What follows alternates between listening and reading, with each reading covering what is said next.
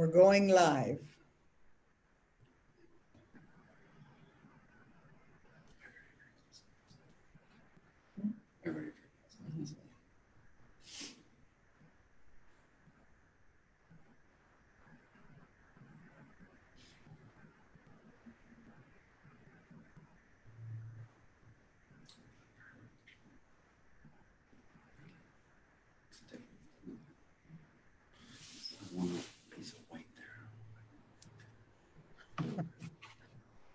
All right, sure.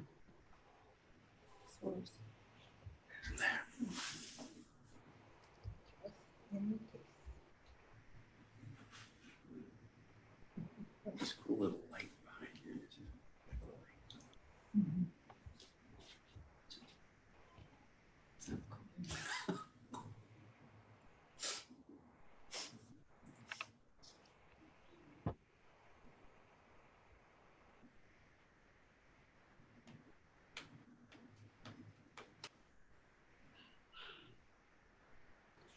All right, we're ready. Hello, everyone.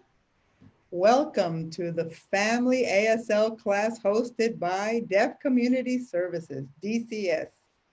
And we're ready to go. I'm Nick Rockmore, the Youth and Family Services Manager. And we're live, we have our panel. And this one is about a parents panel raising deaf and hard of hearing children. I'm excited for this new start. First, I'd like everyone to introduce yourselves, maybe talk about your families, especially your deaf and hard of hearing child. Who'd like to start? Peter and SL? We'd love to start. Peter and I have 4 daughters.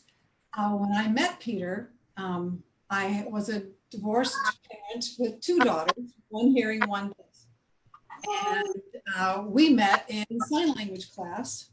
I was needing to be able to communicate and teach my daughter language. And Peter said he was trying to meet women, but that was not really true. Peter has always been interested in deaf culture and sign language, and he uses that as an excuse, but his interest was pure. At any rate, so we have 4 daughters. It worked, right? Yes, whatever works. And we're the oldest parents in this group, I am absolutely sure, because our oldest is 50 years old. And then my oldest daughter is 45, and then they go down to 32 and 30. So I raised my deaf daughter and my hearing daughter alone for the first 4 years of their lives, of Aaron's life. And then I met Peter, and that was probably one of the wonderful, best things that ever happened to all of us. It's hard being a single parent with a deaf child. It's hard being a single parent of any children. And so we had to learn and do, and I had a lot of help because my daughter was identified deaf, although late. I tried to talk the pediatrician into telling me she was deaf at 4 months, and that didn't work. So I waited till she was a year, not realizing what a loss that would be for language for her. You know, deaf children of deaf parents have such a wonderful environment because they never miss language from the first day that they're born. But hearing parents of deaf children those children are not given the gifts that deaf children of deaf parents are given. So we worked hard. I was at the University of Iowa, and Dr. Julia Davis was the head of audiology there, and Aaron was the only deaf child in the whole city. And so she got a lot of master's level audiology students working with her and with my hearing daughter, Jenna. There were classes for us, for Jenna, for my deaf daughter, Erin. There was so much input for us. But by the time Erin was 3, I realized that she would never have deaf peers. She wouldn't have a lot of deaf friends. And the only deaf person that I met in Iowa City, Iowa, was an oral deaf woman, an adult, in a dance class. And so I set out to find a place where Erin could get a better education. And we traveled for 3 months and set upon 4 areas where Erin could go to a school for the deaf. And I'm a nurse, I can go anywhere. And my hearing daughter can go anywhere because she didn't have special needs. And so our unit, then we met Peter. And I hadn't decided where I was going to go, but Peter got into law school in Washington, D.C., and Gallaudet was one of my first choices. And so I moved to Washington, D.C. And Erin then, was immersed in deaf culture, deaf language. Going to school at Gallaudet was wonderful for her. And that's the beginning of our story. Who's next? That's exciting for the panel. Thank you for sharing. Tony and Jenny, you want to start? All right. I'm Tony and this is Jenny, my wife, and we have two young adults. My oldest, my son, is hearing, and my youngest, my daughter, is deaf. And I guess technically as of last week, she turned to be a junior at Gallaudet. Unfortunately, she was born a week before the newborn hearing screening program took effect in California.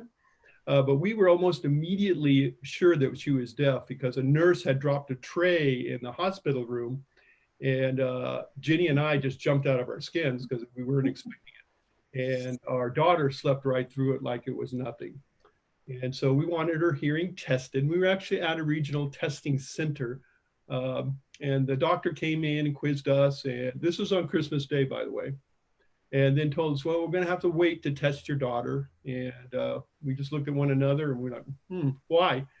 And I said, well, she has to get old enough to where, she can put the headphones on and hear the beep and then raise her hand if she doesn't or does hear it. And we were both clueless.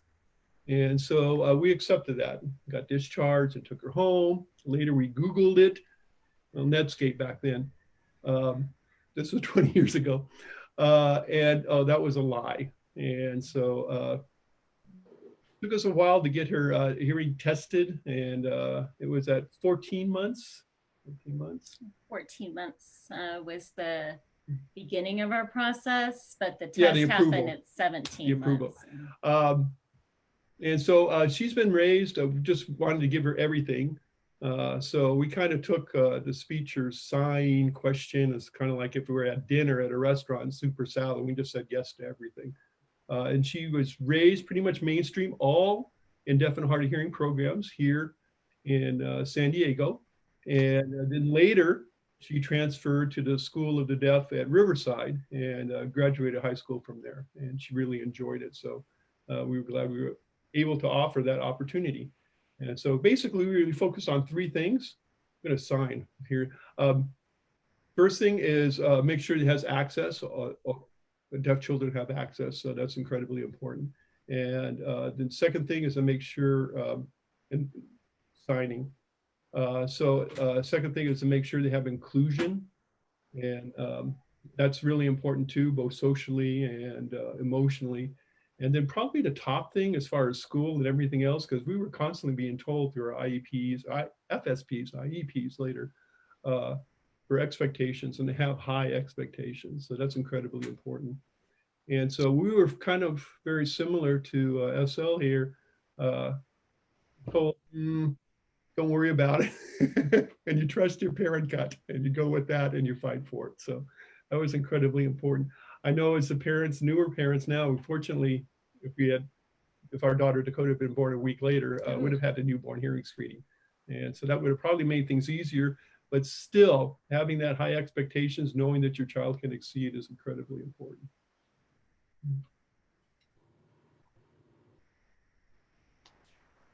Can I just add one more thing? Having high expectations is absolutely key, and never underestimating what your children can do, because our daughter is an extremely successful adult, mother, teacher, community organizer. There is nothing that has stood in Erin's way. And if you don't create barriers for your children, they won't have them.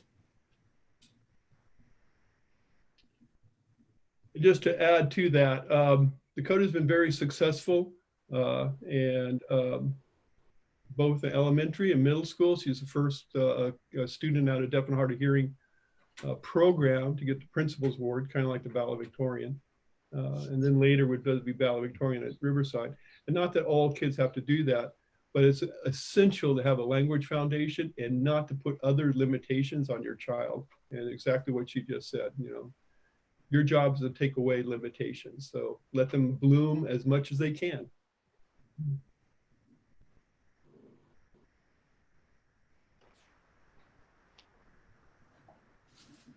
Shower them with love and language.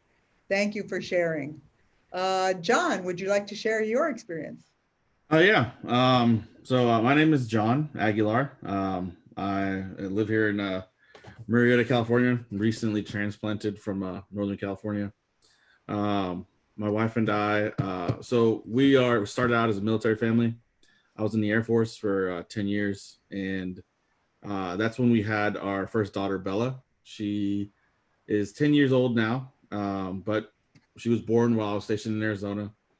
Her newborn hearing screening didn't go very smoothly, we'll say. And she, what they explained to us was that, she borderline passed the first couple times, and then, the last time it looked better, so we'll just go with that she passed. And so that's what we were told. I was 24 years old. My wife was 20. Being very young and not really knowing anything about the newborn hearing screening program. All they told us was just to see if our daughter could hear it, and they told us that she could. And so we just left it at that. Probably 3 weeks after my daughter was born, I was deployed to Korea for 13 months. So I didn't see Bella or really interact with Bella for about a year or so. My wife would tell me, she'd be like, hey, Bella's a great kid. She sleeps like all the time. You know what I mean? What a great baby. You know what I mean? Doesn't really make a fuss. You know what I mean? It's like, and when she plays, we just put toys in front of her and she just sits there and plays all by herself. It's great. And I'm like, oh, we're so lucky. And then, I get home and immediately get sent to Italy, Aviano Air Force Base in Italy. And so while we were there, my daughter's now 1.5-ish, almost 2. The same thing that most parents end up having is that, or end up noticing, right? Loud noises don't really surprise the baby, they don't, but they surprise you. Doors slam, they don't really jump, and we started to notice things like that. And so we kind of took Bella into, asked the pediatrician, hey, can you do a hearing test? And they're like, no, she's too young. We don't have the capabilities of doing any other kind of test here in Aviano. You have to wait until you rotate back to the United States in order to get another hearing test. We only have the standard hearing test here.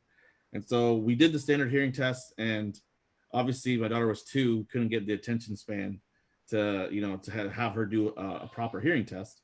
And so the audiologist, who was actually not an audiologist, he was just an ENT who had been trained to run the audiological equipment. So, it was just kind of, everything was kind of set up so that was just very difficult for us to actually get to understand that Bella was deaf. We didn't find out until we rotated back to the States. I actually left the military. I saw a window, an opportunity to leave the military at that time. And luckily I was accepted for it. And so within about a year, we left the military, and I came back home knowing that something was wrong with my daughter. And so within 3 weeks or 4 weeks of being home, one of her special education teachers, or her speech teacher actually, said on a hunch they gave her a hearing test. And that's when they found out that she was deaf. And so they brought us in and they told us, and of course, it's kind of hard to hear at first, but me being military pretty much my entire adult life, I kind of just put it away and said, how can we help my daughter succeed? What can we do? And of course, we had a lot of, because we didn't have that initial interaction with the medical community and all that stuff, you know, it was just we didn't get the whole speech, the whole cochlear implant speech until later with my son. But that's I'll get to that. What the teacher suggested is like, hey, you know, just get her some hearing aids and put her in whatever DHH class you can find, and then she'll be fine. That didn't sit very well with me. It was very difficult for me to understand how my daughter was going to learn in class when she couldn't hear in a mainstream class. You know what I mean? So at least the programs that they offered in Northern California at the time weren't what we expected them to be. And so eventually another parent from the same class said, hey, I have a daughter that goes to the California School for the Deaf. The reason why we have our youngest daughter here is because it's too far. We don't want to send her all the way to Fremont quite yet. And so, you know, she kind of introduced us to the California School for the Deaf. And once we put Bella there, it was night and day.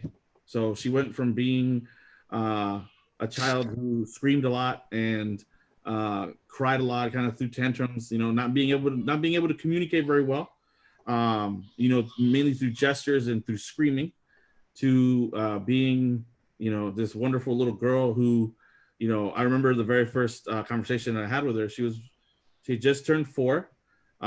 She was in her pre-K class, and you know, and she'd been going to a little like private signing session over the summer. And I remember I was volunteering in the class, and that's actually a little side note for the parents out there with babies and kids or younger kids that are coming to school. Volunteer in their classrooms as much as you can. I had a wonderful opportunity because at the time I was in college, and so I had a couple days, 2 or 3 days off a week where I didn't have class, where I could go to the school and kind of immerse myself in the community and kind of learn sign language, you know, through the school slowly. You know, of course, I started spelling everything, but like everybody starts out, you know, and so eventually I picked it up, and so, you know, I gave myself a little bit of time with that, and then that led me to like meeting other parents, which led to me going to deaf parties, which then led me to going to participating in like, you know, deaf softball teams and deaf softball leagues, and it just, you know, and so it just kind of like all kind of built up on it, and then just you kind of get immersed in the community, and sign language comes, right? So it doesn't have to all just, you know, cascade, like it doesn't have to all be immediate, right? You just give yourself time.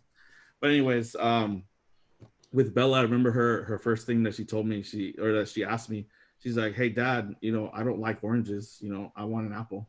You know what I mean? And that was the very, very first time that she expressed her own opinion and what she wanted, right? Using language, you know, and it was painless, you know, it wasn't her screaming and pointing at an apple and then, or whatever, you know, it was just kind of like, and us confused at what she wanted. She was very clear and it was so great. And so that experience kind of really, solidified within, you know, our family and our wife that, well, you know, the deaf schools is kind of where our kids need to be. And so we have moved mountains in the recent years to kind of keep them there. And so that's just, you know, what we decided to do. With my son was, it was a little bit different experience because, you know, we knew from the get-go why Bella was deaf. Both me and my wife are both carriers of Connexin 26, the gene, one of the main genes that causes deafness. And so because of that, we told our doctors, hey, you know, we know that we're probably going to have a deaf child just because of, you know, the way genetics works and the percentages work out, that we're probably going to have a deaf baby. And so, you know, and they're like, oh, well, you know, we have counseling and blah, blah, blah. It's like, whoa. It's like, you know, there's no, we're fine. You know, we're actually hoping that our child is deaf. You know, of course, we got a lot of dirty looks because of that comment, but it is what it is. We were hoping because we didn't want our daughter to be alone in our family. Nobody in our family, in our immediate family or extended family for that matter, is deaf. And so the only kind of, you know, comfort that she could have would be having a deaf sibling, you know? And so we're just, you know, saying, oh man, hopefully a lot, you know, our son's going to be deaf or whatever. And Bella will have somebody. And sure enough, you know, Elias is deaf as well. And so, excellent. And so so that experience was unique. We got the whole hospital experience of how it all happens at least for us, you know, he was born prematurely too. And so, you know, we were there for a while. And finally, when he got the hearing test, you know, it was the whole, you know, they're like, oh no, we're so sorry that he's deaf. And, you know, there's, you know, they brought like counselors and all this other stuff to the hospital room. And it was like this whole, like supposed to be this whole something where me and my wife were like high-fiving each other and all excited. Yeah. You know, I was like, she's deaf. He's like, she's deaf. Bella's going to have somebody, you know? And so the people, the doctors all confused, you know? And so That's awesome. I know. And so we kind of just, you know, we told them, hey, we don't really, you know, we don't want to go the cochlear implant way. You know, if Elias needs hearing aids, we'll get him hearing aids if he wants them or needs them, you know. But like you know, Jenny and Tony and ASL and Peter there, I just expose them to as much language as possible on a daily basis, and give them the option of everything, right? So we've never been opposed to speech. Actually, my daughter Bella is very vocal. She likes to talk and is very talkative, and we encourage it.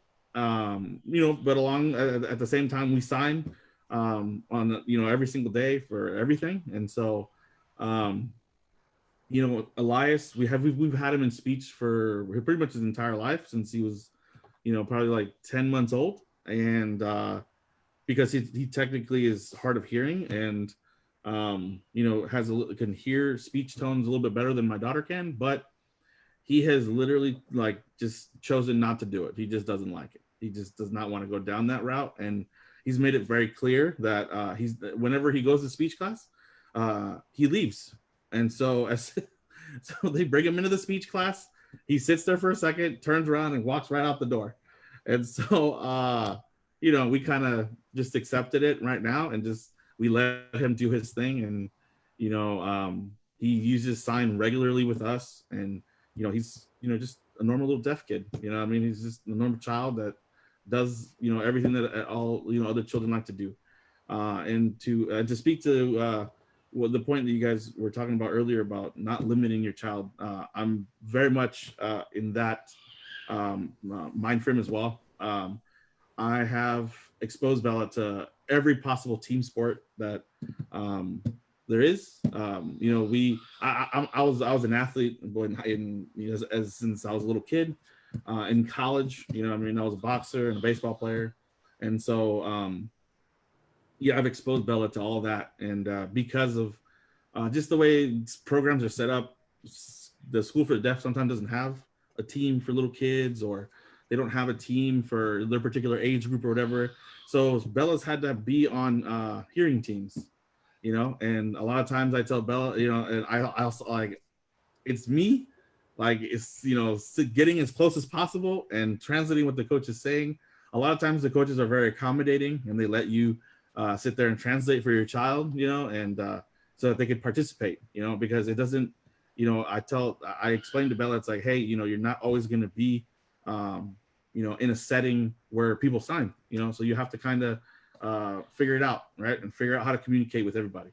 And so it's you know, but you know, I give her as much access as possible in those kind of scenarios, and in a lot of times,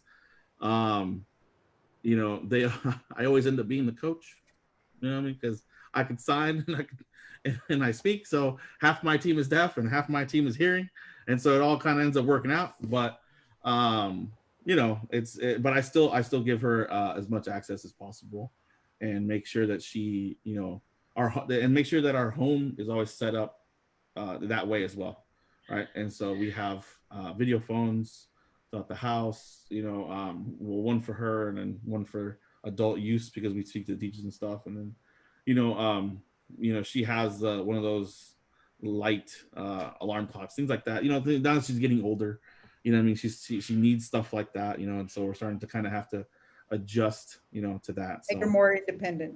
Exactly, making her more independent. Exactly. And so because she's, you know, we found out later in life, you know, her language started out, I think we caught her right in time to where she got the most advantage of that time period. But, you know, I mean, she's still, you know, we push her all the time to do better, and we don't like you said, you know, have high expectations, and that's something that I do as well, as I have high expectations of both my kids. So.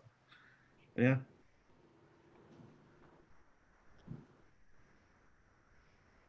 Well, I'm very, very happy to have you a part of the deaf community, and we thank you so much for everything that you're doing and also for sharing your story with us. The last but not the least is going to be Nicole and Tori. Can you guys share your experience with us? Sure. So Tori and I are also veterans as well, and we've been moving around the country, and we decided to grow our family through adoption. And so we have an open adoption with the birth mom, so we're able to keep in contact with our little guy's birth mom. But she picked us to be parents for him, and so all through the pregnancy, we were involved and went to the doctor's appointments and things like that. And when our little guy Micah was born, we learned from the infant hearing tests, because they did like 5 of them before we left in 24 hours. He failed all of them. And so we were instructed to come the next week to get another test, and then confirmed that he had hearing loss. And his first bear test was scheduled probably 3 months after he was born, to be able to decide what kind, or like what the severity was. And his initial bear test was severe and profound hearing loss. And so from there, we just kind of took it in stride. We weren't really sure. But just, I don't know what led us to this place of being open-minded, of just being able to say, okay, well, he speaks a different language than we do. So how can we get resources? And, you know, let's learn sign language and, you know, figure this out. So we were able to be connected with DCS, which has been amazing, and going to the classes that they offer for ASL 1 and ASL 2, and then the family classes on Wednesday provided a lot of parental support, as well as having our kiddo exposed to other deaf children and sign language at a really young age, which has really been helpful. And then just having the deaf community accept us with open arms and being able to guide us through the process. Something that's been interesting is his hearing loss has changed. So his hearing loss now is mild to moderate. And we haven't done any speech therapy, but he signs and he talks. We're very passionate about him continuing in learning his sign, because that's his first language. So we also were in touch with the deaf community, and we were so blessed to be able to be introduced to someone that comes into our home on a daily basis and works with us and watches him, and is kind of like a male mentor who's also deaf. And that has been such a blessing to us and our family, and just seeing, like everyone has been saying, there's no limits. There's absolutely no limits. And the expectation of, you know, having them progress and enjoy life and have, you know, hopes and dreams, whatever that looks like for them. And being able to provide any and every experience and resource that we can for him to be able to do or accomplish whatever he wants. I think he's 2 now. He will be 2 in August. So he's still quite young. So we haven't hit the age yet for education, but that's definitely on our radar. And some of the things that we're thinking about and how to introduce him to school and education, and just being in tune with what he wants to and how he identifies, has been something that's really important to us as a family. Tori and I both sign, and we're not great, but we're learning, and we have been really blessed to have a really open-minded family. So all of the videos and educational classes that we take, I email to my mom, who lives in Michigan, and my sister and her brother-in-law have come with us to DCS to learn ASL. Yeah, I mean, it's just been something that has been kind of an exciting experience, and something we look at as an adventure. And we just see it as he speaks another language, and we get to be in on it too. So we're really excited about the opportunity to be a part of the deaf culture and continue learning. Wow, thank you so much for sharing. I love that both of you guys are part of our community and are making such a huge impact. So thank you so much. And then your mentor is a superstar. So maybe we'll be able to see him later during the panel. We'll be able to see your son as well. So we can see the various backgrounds that everybody comes from, various experiences, but I do see that all agree on one thing, and that's language comes first. The most important thing is language. And that's the building block, really, of the foundation of having a deaf child. So some of you may have already answered this, but maybe you can elaborate on it a little bit more. How did you feel when you first found out that your child was deaf or hard of hearing? Do you guys want to go first, Peter and Sherry? My first thought was that I had to get busy and I had a big job to do. And luckily at the University of Iowa, Dr. Davis gave me so many ways to get language into Erin. She told me about the Tracy Clinic out of Los Angeles, which was a totally oral program, but she said it has wonderful premises. You can teach language, you know, putting the words on door, on, you know, plate, on table, on window, so that when your daughter looks at a window, she sees the word window written there. You know, there were very good parts of the Tracy Clinic's program. And then, you know, she was inputting sign language for all of us so that we would be learning and encouraging sign language classes. And continuing to, you know, read. Thank goodness Gallaudet, and I ordered books from there. All of the normal storybooks for children were in sign language, so that we could read the books and she could see the signs and incorporate all of that together. And it was important to have. It was really important to have so much help for all of us. But we also have to remember that everybody in the family needs to be brought in. Thank goodness my daughter Jenna was brought into this process and made an integral part of it, so that she wasn't put in the background and Erin wasn't the focus of everything. So that we have to remember that we have to support all those that support us. And Jenna was a second mother to Erin before, you know, when she was little. That's so true. Parenting until I met Peter, and she was an important and integral part of Erin learning.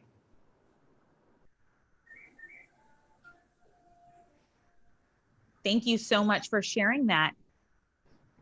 Did Tony and Jenny want to add anything to that about how you felt?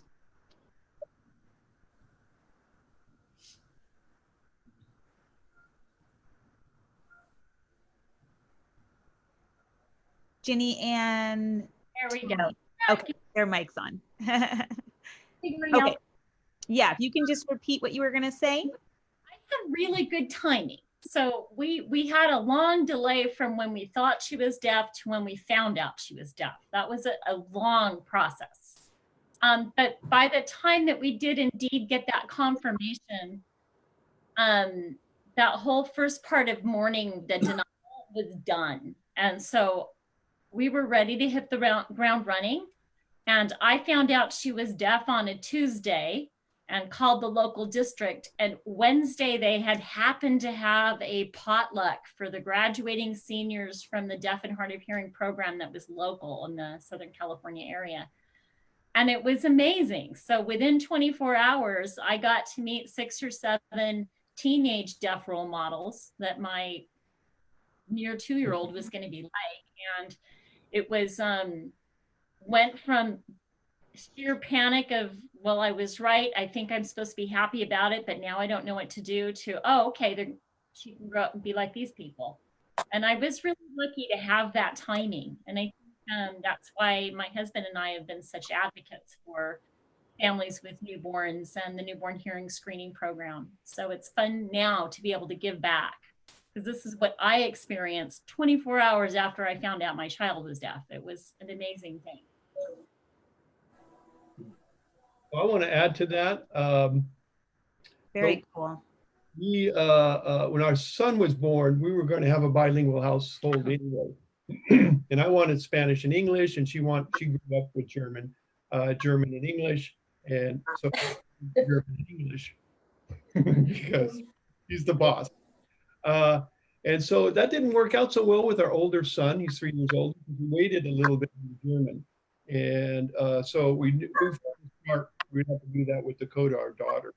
And so we just, oh, okay, it's a wrong language. We have to do a different language. It would be English and ASL. And it also helped explain a lot of things, you know, because we suspected, like I said earlier, from day one, because of the nurse dropping the breakfast tray and both of us just jumping, and Dakota just slept right through it.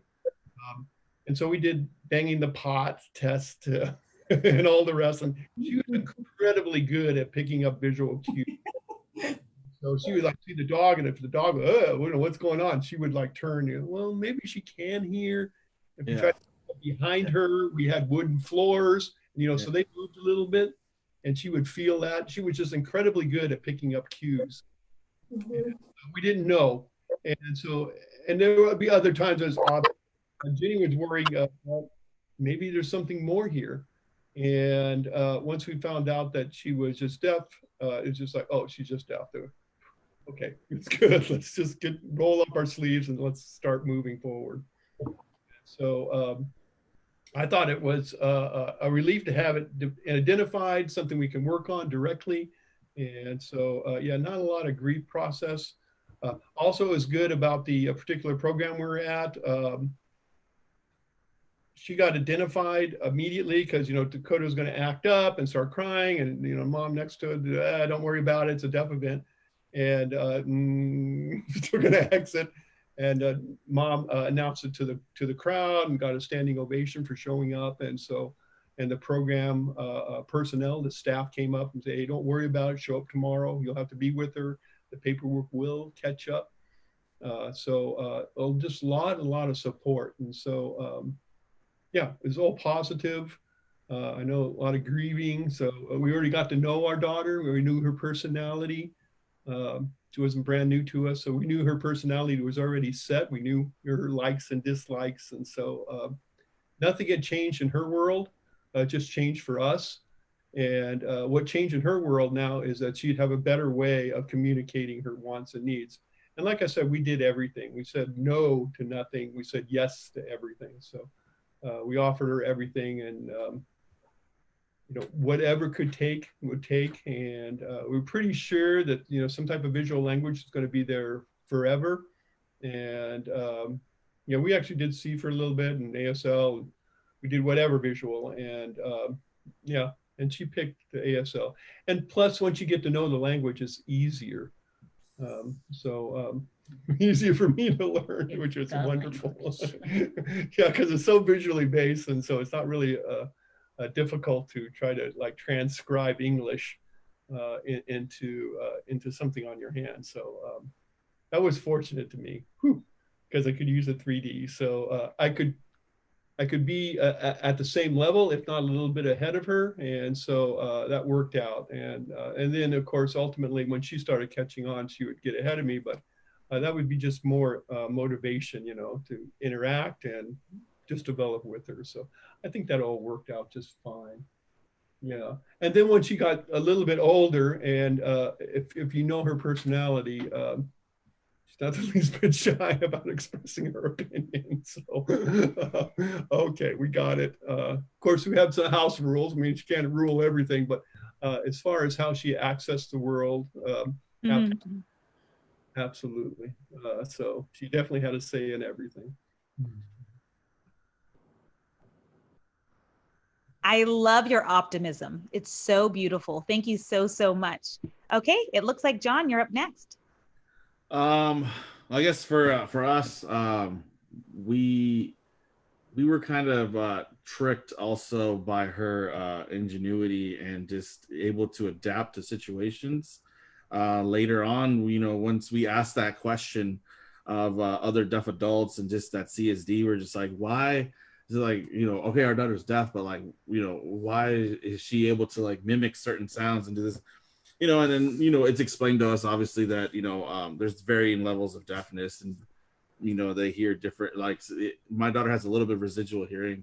So there's just like all these varying levels, and I guess what they explained to us is like deaf kids are very adaptable, so they understand, like, obviously, one thing that, like, we always, an example that they always gave us was like, they always know, like, you might call them, hey, come eat, right? You might say, hey, come eat, like you physically say that, and then a few minutes later, here they come, right, to get food. But obviously it's what, noon, right? They haven't eaten since the morning, and they're hungry, and they've known that through repetition and through their daily routine that around this time it's lunchtime, so, and I smell something cooking, so let me go see what's going on, what I mean? And so then, sometimes when you say, come eat, and you're like, wait, you got kind of get confused, like, well, is she really deaf? It's like, what's going on here, right?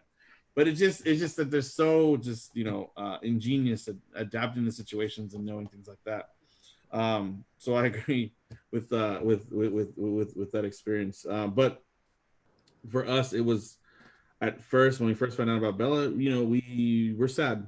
We didn't know anything about the deaf community and what it could offer, or just anything about deaf people in general. We were completely ignorant to the whole deaf world. So it kind of it was maybe like a couple days that we were kind of just like at a loss, right? And then after that, it was kind of like, okay, like I said earlier, like me being my personality, my type of personality is like, okay, let's fix this and let's get it done as quickly as possible, and so whatever the problem is, I'll find a way to fix it. And so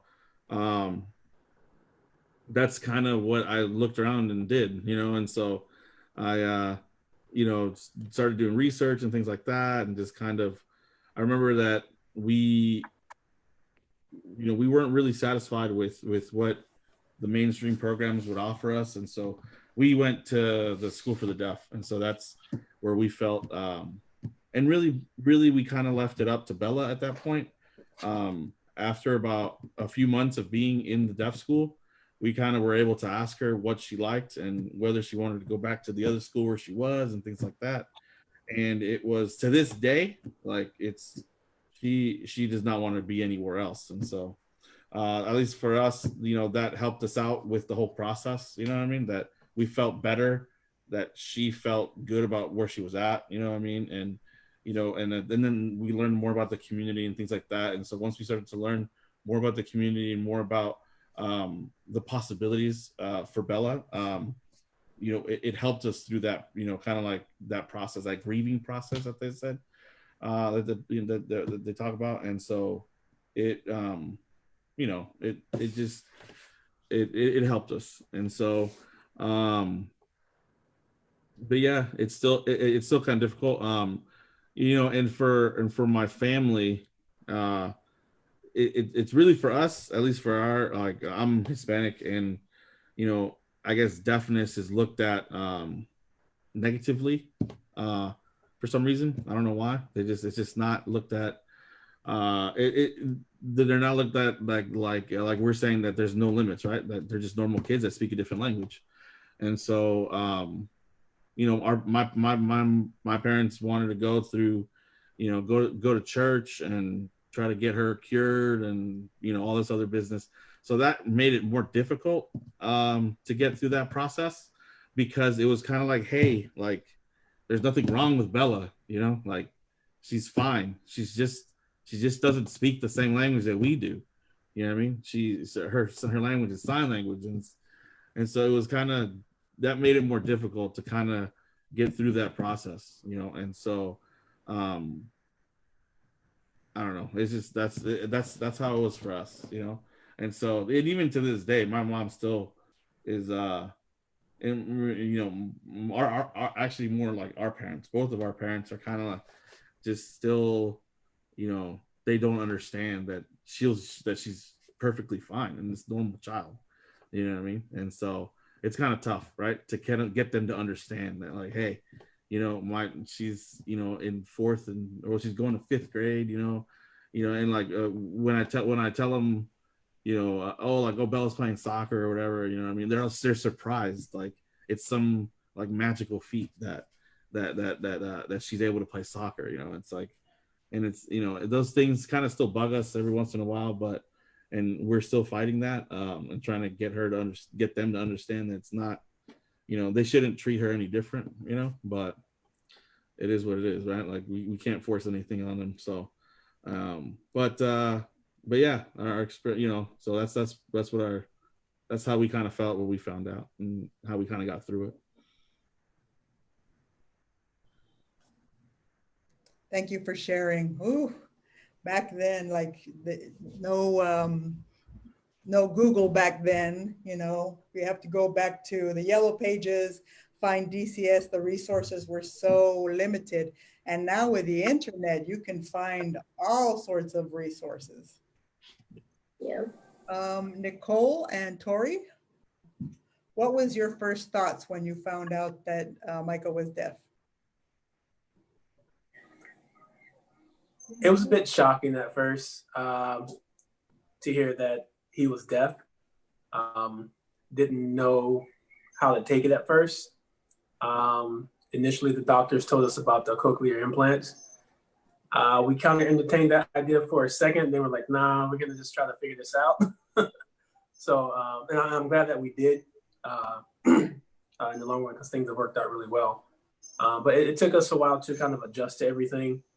And me being hard of hearing myself, once we kind of figured out his hearing was kind of changing and going back and forth from severe to profound to kind of moderate, it helped me and Micah bond, and it helped the services helped me and him, and helped our family. So I was kind of like the spokesperson of our family between both families, I guess. Kind of similar to what John was saying. At first, both of our families were very like adamant, like, you know, you need to get the implant so that he can hear. He needs to hear, he needs to speak, he needs to talk. We're like, well, you know, that we're learning, like not necessarily. You know, there's just other ways to figure this out. And just slowly as we learned, we educated our family, and it's been a good process since then. It definitely has made our family closer. We've been able to, as a family, communicate in different ways, and then I'm kind of getting off track now. Go ahead. I think for me, it's helped a lot. I think when we learned that he was deaf, I was actually kind of excited, because in the back of my mind, I was like, we're going to need to learn ASL because of Tori's hard of hearing. So I was kind of like, yeah, exactly. So I think that it just gave us that extra confidence, because it's scary when you're entering into a new community. I think, especially when you don't know, you know, all of the rules that are, you know, a lot of times unspoken. And so when you're entering into that type of community where you're very unaware of those things, you know, I think that sometimes it does take a little bit more motivation. And parenting is definitely one of those for our family. And so I think that it's also provided a really great way for us to bond with each other and grow as a family closer, and continue to connect through language, and especially when it's loud in situations. So it's benefited our whole family.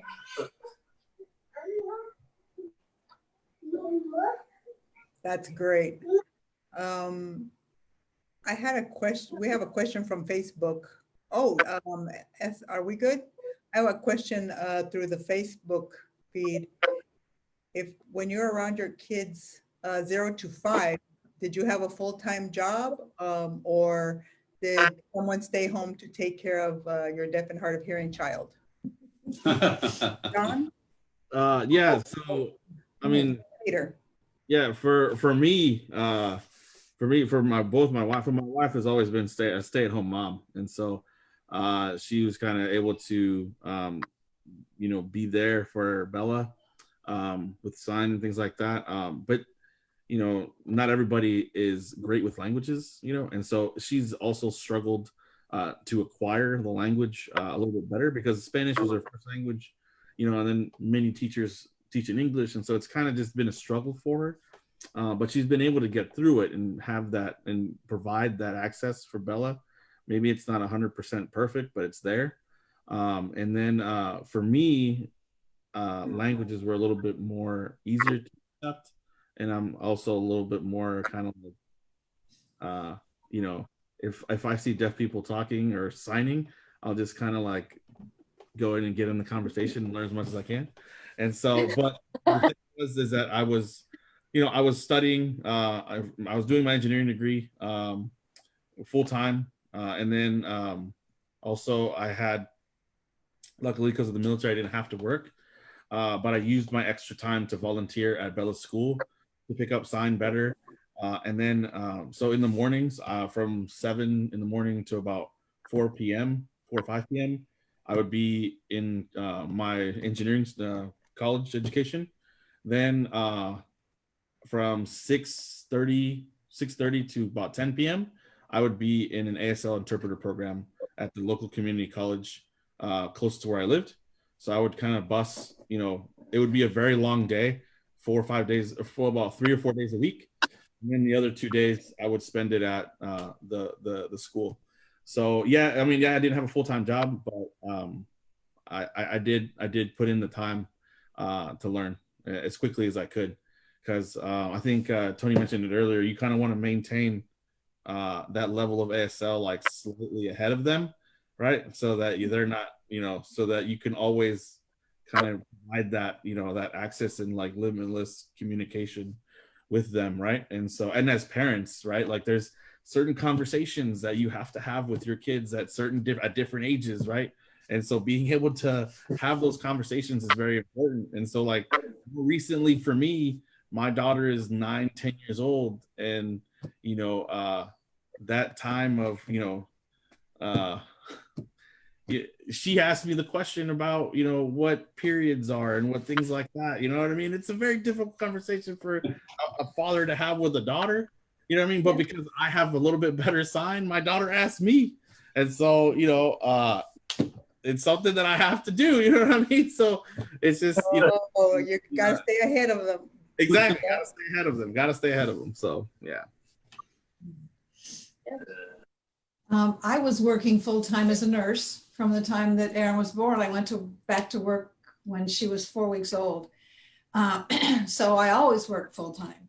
And luckily, I had my sister living in the same town in Iowa City, and she was in special ed and works with handicapped adults to this day.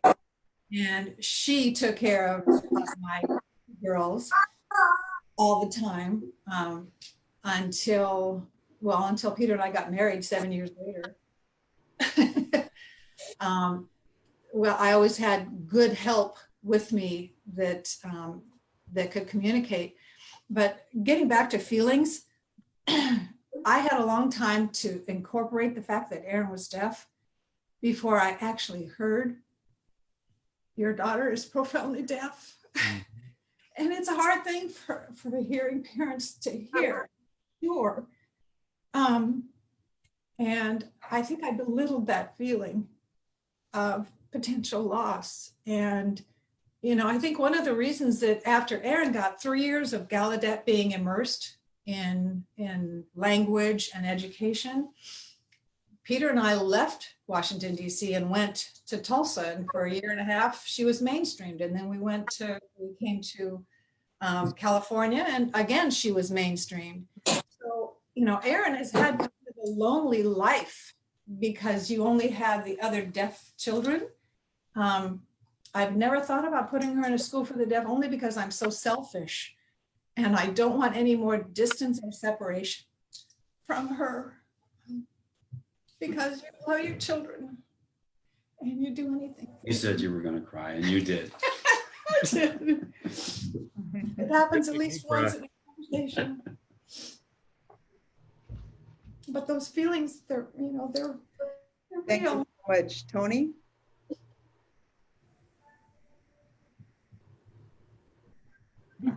Unmute. I got to stay home most of the time. I went, but when we found out she was deaf when she was 18 months, then I went back to community college. But we also had some kind of family or friends around that were good support. We were really lucky. and then I didn't have to do full-time learning ASL, full-time working and being a parent. Tony did the full-time working for us, so that really helped. I was working some heavy hours, typically about 60 hours a week. And so in order to learn, well, first research on all possibilities, good with her, but to learn ASL, I had to just pick up vocabulary, 5 minutes here, 5 minutes there throughout the day. And then really learning grammar and how to put it together, that would be like at coffee night on Fridays. And so really the deaf community helped out. So I was very grateful for that. Yeah, I never had time to take a formal class. So, but still, you find a way to make things happen. And as all parents do. And so stealing that little time here and there, maybe during lunch, it worked out. And plus to research other things. There's a great book that I read, and Dr. Paul Ogden, Silent Garden. And The Silent Garden is just a wonderful book. And basically, it's a great book, but I'll give the premise of it. And so the premise is this: your dreams for your child, nothing changes. So what you have dreams for your child, nothing changes. Only thing that changes is maybe the how. Exactly. So that's the bottom line of the book, and it's a wonderful book. And so I read that, and that really, because as a lot of hearing parents, and you're going through, like I said, we already knew our daughter's personality, but when you have those dreams and aspirations that you hope that your children will achieve, that's at high expectations. And you have to let them find their own path, but still you have high expectations. And then you realize, oh, none of that They'll do it. now changes, but all the rest, the what you want, none of that can change. So that was very therapeutic to read that and see all the examples. And so took a lot of comfort from that and guidance. So very nice. That's cool. Nicole and Tori? For us, it was, there was a lot going on in our lives. Tori was the active duty in the military. We were going through all of the adoption paperwork as well as finishing up the application and all of that. We had just moved to California, so we were also in the process of moving and buying a house and all of those things. And then about 9 months after he was born, I did start working full-time. I'm a marriage and family therapist. And I think one of the things that helped my, I don't know, perspective, or something that informed my perspective about his deafness is very much, like Tony was explaining, is that my perspective was that he will be who he is, and I will continue to challenge who that is and parent who that person is. And if that means I have to learn another language to be able to do that, that's what I'm going to have to do. And we both attended the ASL 1 and ASL 2, which was once a week and Wednesday nights. So that was 2 times a week in the evening from 6:30 to 8:30. And then we also became part of the mentorship program where we had someone come from DCS into our home, and we're still working with her. She's amazing. And she's been teaching us a lot about culture, a lot about just the ins and outs of like, what is it like going to a concert, and what's it like, you know, being able to sit at the dinner table and still have those conversations, and teaching him what things are, just because of that's, you know, where he's at in his age. I think something else that we had to kind of look at was my husband and I were both military musicians. And so part of us were kind of like, oh, well, you know, we were hoping to share this with him. But one of the things that we learned to adapt was music, because I was like, well, basically music is just science, and it's just vibrations, and vibrations, every note has its own vibration code. Because I've seen people who are deaf, who are sound people, like they run the sound for drama productions and everything. And I was like, so I know that it's possible. So something we were introduced to were vests, to lights, to different types of ways of incorporating music for him. So he has like this little cube and it just plays music, but it vibrates and then it has like all these colors on it. So we just try to be exposed to as much as possible so that he's experiencing those things, but in through the sensory things that he's able to experience them in. Just adapting.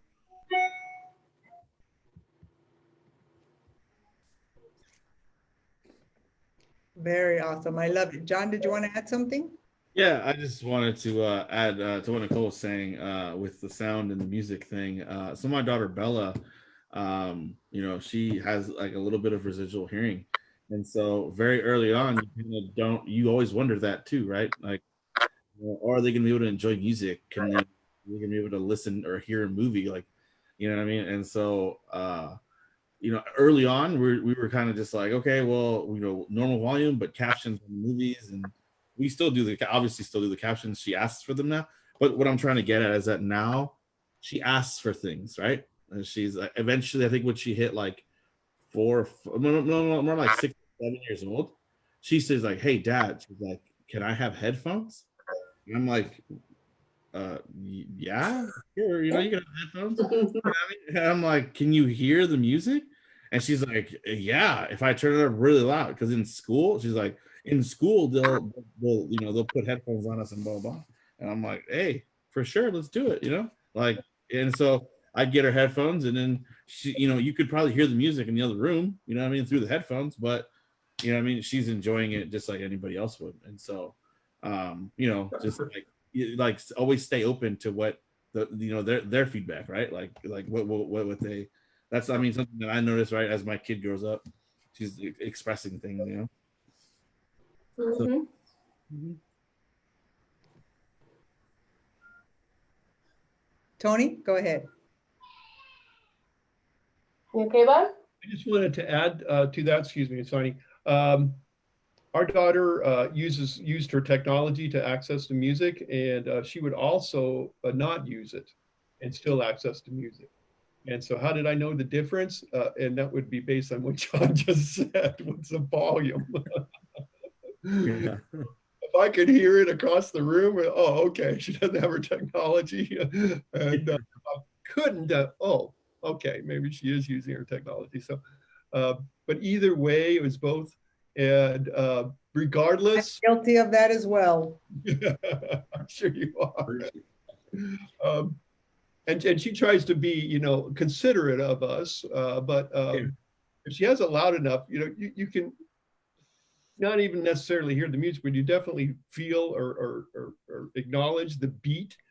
And so, and that's, you know, something that they really, I think she really enjoys throughout, because she listens to music all the time. So, you know, it's a big part of her life. And I've certainly, at the beginning of the journey, I didn't anticipate that being so, but certainly as you go through the journey, you realize, oh yeah, that's also something.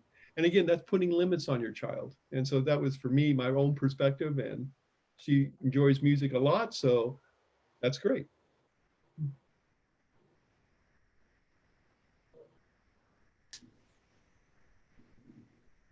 And I noticed too, as kids get older, that they tend to get more into music. You know, I would go downstairs to my basement and crank up the radio at home, the home theater, you know, with all the spotlights and everything, with the subwoofers and all the systems. I would turn the bass all the way up just to get it as loud as I could, to the point that my mom would have to come down and be like, turn it down. And that would happen every single day. When my parents weren't home, I really got into it.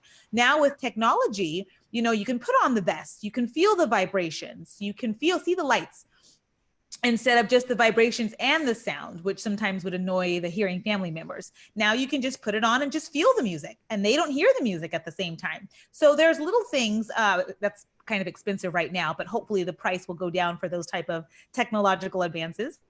Okay, I do have another question. I did want to mention, first of all, I wanted to explain what kind of education settings that your child were involved in. Were they mainstream? Did they go to a school for the deaf? And what kind of accommodations did they need while they were there? Do you want to start again, Peter and Sherry? Yes, as I mentioned before, Aaron was well taught till she was 3. And I moved to, when she was 4, I moved to Washington, D.C., and she had 3 years of Gallaudet. And then we moved, law school was over. And I hadn't thought about, I'd never thought about putting her in a school for deaf. I just wanted to be living near a school for the deaf so that she would have deaf peers, deaf culture, all of those things around her. But we ended up in Tulsa, Oklahoma, which really didn't, I think she had maybe 4 or 5 other deaf students in her whole town class. The whole city had only 4 or 5 students. So, you know, she really didn't get that kind of good immersion. She got good education.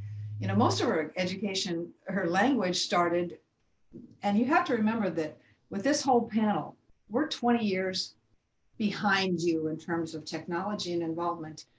There was no internet, there was no caption TV, you know, there were no TT. Well, no, TTYs had just started, but they were the slow bod, you know, terrible ones. So we really had nothing but books and classes we could go to. And I gave my daughter the only language that was offered to me and to her, and that was English. She didn't learn ASL. You know, she never really got immersed because even at Gallaudet, they weren't teaching ASL, they were teaching in English. And they were even trying to change the English language to something where attention was now attention, you know, crazy English languages. It was really different, you know, back then. And it was much harder. Erin got English as her first primary language. She didn't get ASL because she didn't spend time with other deaf children who knew ASL. She only got the English that came from myself and Peter when he joined. And I still rely on signed English when communicating with Erin, and she dumbs herself down beautifully for it. Now, my husband is much more proficient at ASL and prefers it. Maybe he's learned too that it's easier. I just haven't been able to make that transition as easily from English. And so my grandchildren are getting signed English from me and getting ASL from their parents because it's a very Those of you who talked about trying to keep up ahead of your daughter, I was ahead. You stopped being able to be ahead of her. You can't be ahead. Yeah, that's true. I was ahead for a long time till maybe she was 5. And then I was left in the dust, just left in the dust. At this point, I'm just trying to be ahead of the grandchildren. But I've been taking sign language since I was 20. I took the first semester without meeting any girls, just to point this out. But the second one, I did meet my wife. But, you know, Erin was mainstream, to answer to your question. She was mainstream here in San Diego. Went to University City High. That was a fight. They wanted her to stay in the deaf and hard of hearing program at Madison High. And I said, no, she's too smart. She's university bound. This is not the best and most appropriate placement for her. And it took me about 3 months to get her into University City High with level 3 interpreters. And I even had to, my daughter Jenna and I even had to do the first 2 weeks until they could find enough level 3 interpreters for her physics class and et cetera, et cetera. I think back in the day, literally back in the day. Back in the day, we're old. Oh, wow. Sending your child to a deaf school was sort of considered that you didn't want them and you wanted to get rid of them. Yeah. Sort of like the Sound of Music where they said we're sending them to boarding school. And I think what changed that was Harry Potter, because all of a sudden people all of a sudden said, oh, they're all wizards and they all want to go be with other wizards. I get it.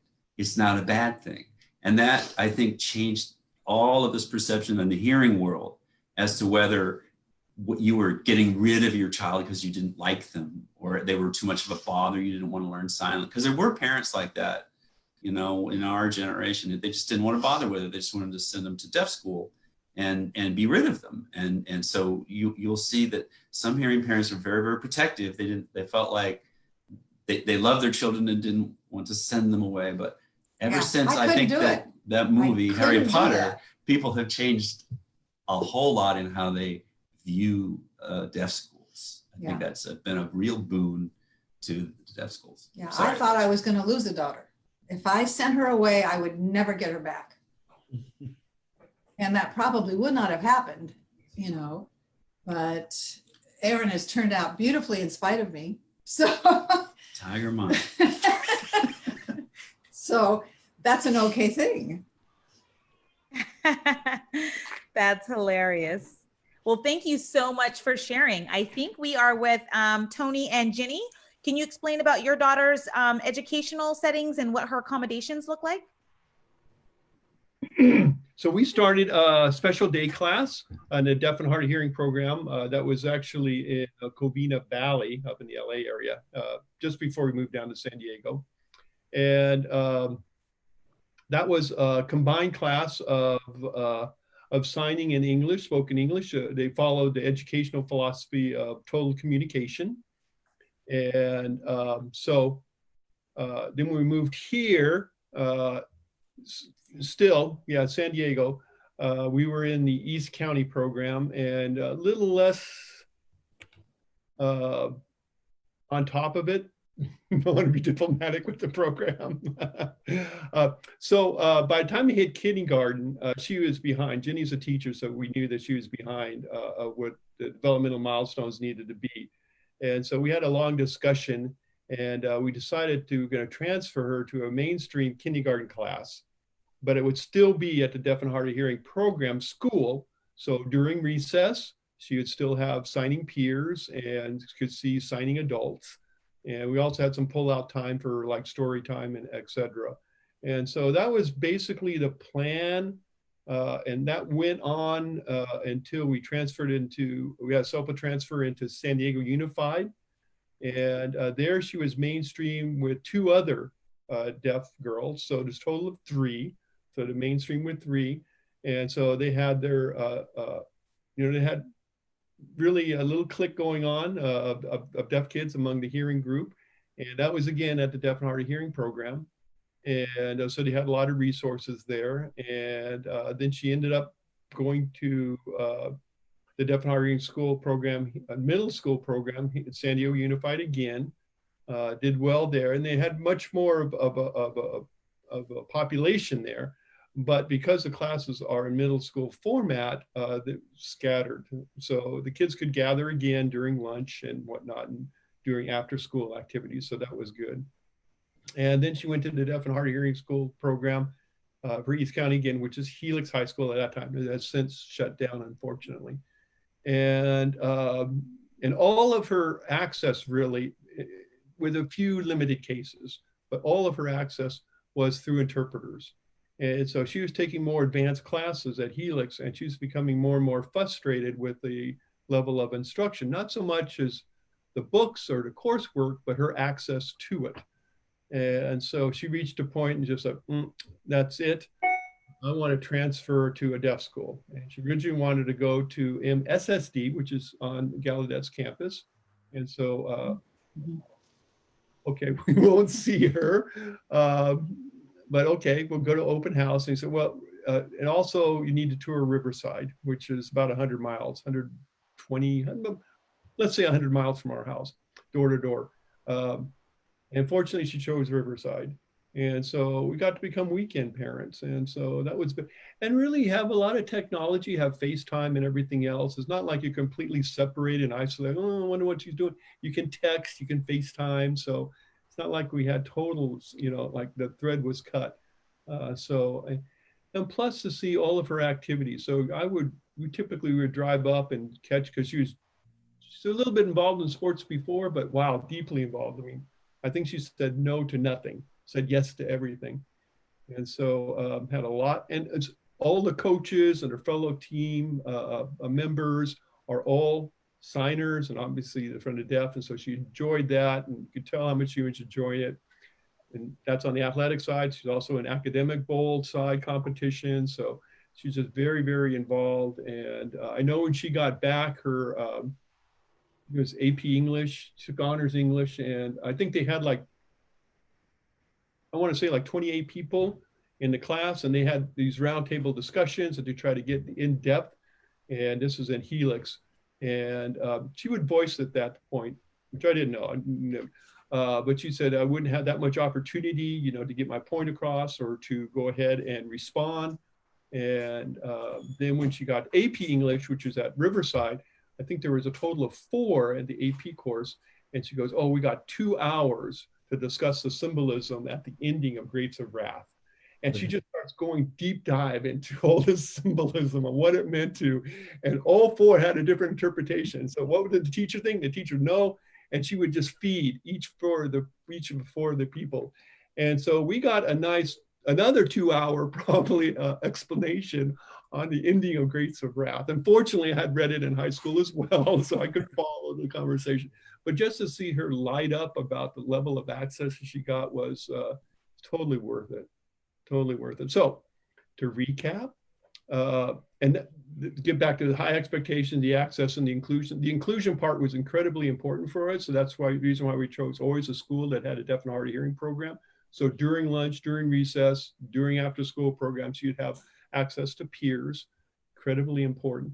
And you really got all 3 at Riverside. So I think that worked out really well for her. I know she was a lot happier and certainly more, and she's an incredibly determined and motivated person. And she was just on fire for her subjects.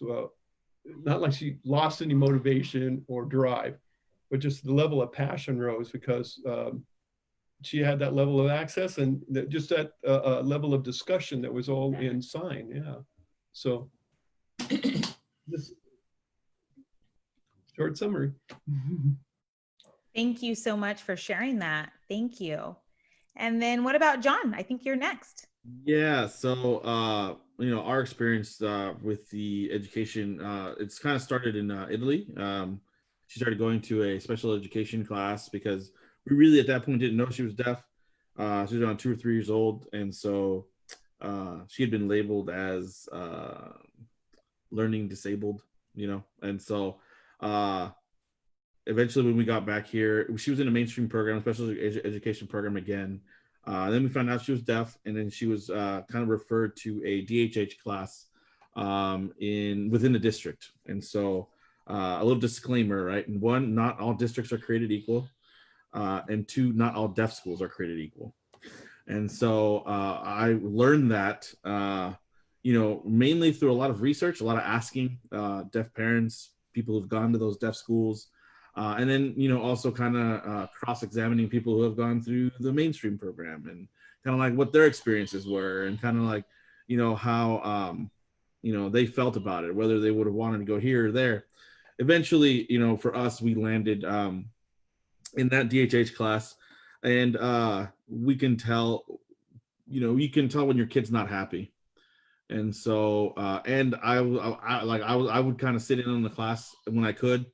And you know, and it just wasn't I felt like she wasn't getting everything that she, you know, should be getting. You know, you know, whenever my daughter didn't want to pay attention, you know, she would just kind of look the other way, and the interpreter would just kind of keep going, you know, and you know, there would be that loss, right, of information for that little period of time. And it happened like what, 100 times a day, right? She's the 3-year-old child, right? And so but anyways, as I said, this is only going to get worse once she needs to know more complicated information as she gets older. And I'm like, well, you know, why don't we move? So us being a military family, you know, kind of diehard military family for a long time, we learned to move. We got really good at it, you know, and so we ended up moving from the northern part of the Bay Area down to the southern part of the Bay Area, closer to the School for the Deaf in Fremont. And so when she, literally the day like that we showed up to that school, like we couldn't, like before we couldn't get her to go to school. We couldn't get her on the bus to go to school. We had to like literally take her and like shove her in the door at the DHS, right? And then run away, right? And then but then at the deaf school, it was like 180 degrees. It was like we couldn't get her to come home. You know what I mean? And it's like she didn't want to leave. You know what I mean? She's like, no, I don't want to leave. I love it here. And I was like, I mean, and this is a 3 or 4 year old child, right? Telling us this. And then so it's like, okay. Like then we'll just, you know, this is where you need to be. This is where you like to be. This is where you're going to stay. And so, you know, the rest I've spoke earlier on what my situation was at the time. And so we got heavily involved in the school and all that. And so, but at CSD, we had people who had attended in the Indiana School for the Deaf, or that had attended the Texas School for the Deaf, who had attended the Utah School for the Deaf, who had attended, you know, all these different schools for the deaf. They all either had come out to California for some reason and they were working at the school. And so you kind of get to know, some people were like, hey, like, don't go to this school because it's not that great, or it's shut down or whatever, right? And so the word kind of gets around what kind of schools the deaf community likes to hover around. And so one of those being the Indiana School for the Deaf. So I got hired at Rolls-Royce in Oakland. That facility shut down, and then they gave me the opportunity by happenstance. They're like, hey, our headquarters is in Indianapolis. Would you like to go work there? And when I was like, oh my God, this is like, it's meant to be. And so I was like, oh, yeah, for sure. Let me go to Indianapolis to this school, the ISD, Indiana School for the Deaf. And yeah, I had heard, you know, through other deaf adults, other teachers, that their academic program at ISD was very well developed, very strong, you know, and that's exactly what we experienced when we got there. A very strong academic program, they push the kids academically, a lot. And,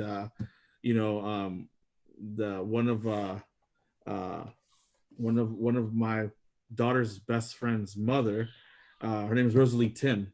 She was a graduate from ISD, and her mother worked there for a long time. I don't know if you guys know who Rosalie is, but she's pretty well known in the deaf community. But she was telling me, she's like, hey, now that you've been at Fremont, now that you've been at ISD, what do you think? I thought it was a trick question. I thought she was trying to get me, but she was serious about it. She asked me, what do you really think about the level of academics here and there? And I'm like, well, they're a little different, like CSD has a different, kind of concentration, and then ISD is very academically oriented. And so she's like, exactly. She's like, when I grew up here and when I was going to school here, she's like, the cool kids were the smart kids, you know what I mean? And like the kids that is like, oh, that's a cooler environment that I want my daughter to grow up in. It's kind of like that academic competitive environment. Very, very nice. That's the kind of academic environment that I grew up in, and it pushed me to be great, and so, or to do good things. And so I was like, okay, cool. Like this is what I like. Unfortunately, life took us a different direction. You know what I mean? I got laid off from there. So we had to leave ISD, unfortunately. We ended up back here in Northern California and at CSD in Fremont, right? And so now I got hired down here in Poway. And so now, to cut the distance for, so this is where my dilemma came in, right? Because like Tony was saying, from the San Diego area to Riverside, it's a very long drive, and so then, and in order for me to be able to support my family, right, I have to work. I can't, always be chasing a deaf school, right? Like, so I have to we made the decision that I was going to come work down here. And so for about 8 months, I've been down here in Southern California. My family's up and finishing the school year up in Fremont. And I'm trying to figure out what to do because kind of like to SL's point and things and Tony's points, like it's hard. You don't want to ship your kids off, to a deaf school and then not see them. It's like, it's very hard, especially when they're like 8 and 9 years old. Granted, my daughter's opinion, if you ask her, it was very different. She's like, Dad, send me. I'll be there. You can come see me on the weekends. I don't care. I want to live there. And so when you hear that from a 9-year-old, you're like, oh my God, like, okay, well, what do I do? You know what I mean? But it's very difficult to make that decision, right? And I'm a very big advocate and proponent of deaf schools because of the access and the social emotional kind of part of growing up, right? The access to friends, to peers, to other signing people, the sports, to and not only sports, to theater and other parts of life that might be a little bit harder to access at a mainstream school, or those programs might be a little bit harder to access. At a deaf school, they're always there, right? And they push the kids to participate and to be in it and to grow. And so that's why I've always been a very big proponent of and making adjustments to my life to get my kid to be in a deaf school, right? So we contemplated moving to Phoenix to be closer and all these other things. The point is, now we moved out to Marietta so that she can start next school year at Riverside, because we're about 30 minutes out now and not that far away, where she can commute, but for me, we also contemplated, because also the academic portion of it, right? We wanted to challenge her and keep her challenged.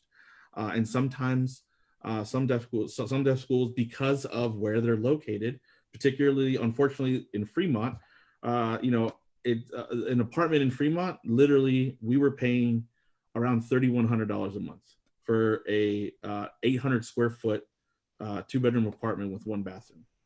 And then, and for homes, you're talking about a 2 or 3 bedroom home are going between 800 and 1.2 million. You know what I mean? Like that's a little bit outside of a large percentage of people, especially people on a teacher's salary, right, that can live there, right? And so CSD is struggling academically in the sense that they're having trouble finding teachers to teach there that are certified deaf educators and things like that. And so it's very hard to stay competitive academically, right? So, here at Riverside, hopefully we have, from what Tony's saying, it sounds like they have a great program. And so we're very excited for that. And that's why we kind of moved down here for that. And we're excited for her to attend that.